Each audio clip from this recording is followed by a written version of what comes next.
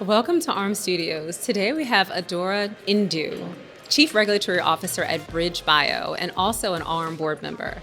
Adora, thank you so much for being here with us today. Thank you so much for having me. Awesome. So can we first start by maybe just talking a bit about BridgeBio and your pipeline?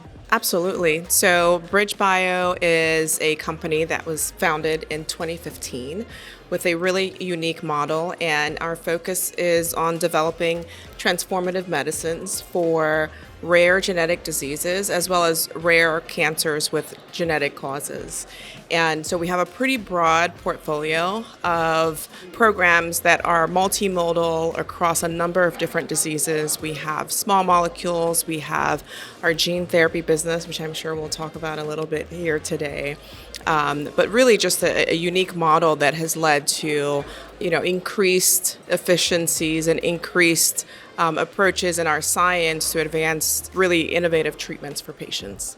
Wonderful, thank you. So to dig into gene therapy a bit, can you tell me a bit about some of the disease states that you are targeting and where you are in the process? Sure. So our BridgeBio Gene Therapy organization includes two subsidiaries, ASPA and Adrenas. And both are developing compounds that are gene therapies with the AAV platform. The ASPA organization is developing a gene therapy for Canavan's disease, which is a rare, devastating disease. And the Adrenas organization is developing a gene therapy for CAH, congenital adrenal hyperplasia. And both programs are currently in the clinic. Wonderful, thank you. And so what is some of the most meaningful work that you've done within the cell and gene therapy sector? So I've spent most of my career in regulatory affairs. And so a lot of the work that I've done has been focused on that. And I will say that by and large, some of the most meaningful work has been our efforts to bring the patient voice into not just development, but also the regulatory decision making.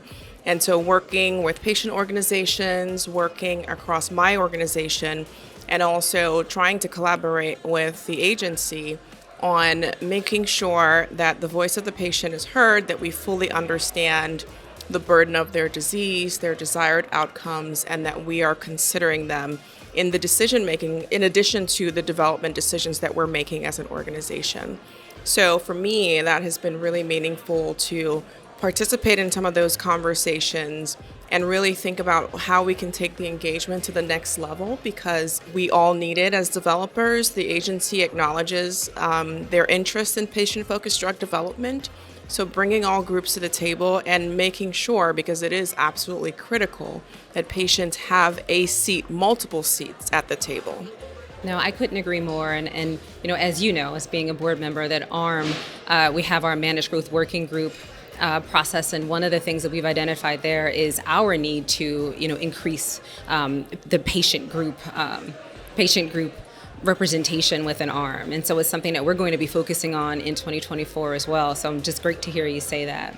Absolutely. I mean, it's so critical, and as board members, we are all fully supportive of that. Wonderful. So now let's change gears a little bit and talk maybe more specifically about you and what's just maybe one of the most meaningful moments that you've had within cell and gene or within your career, and why do you do what you do?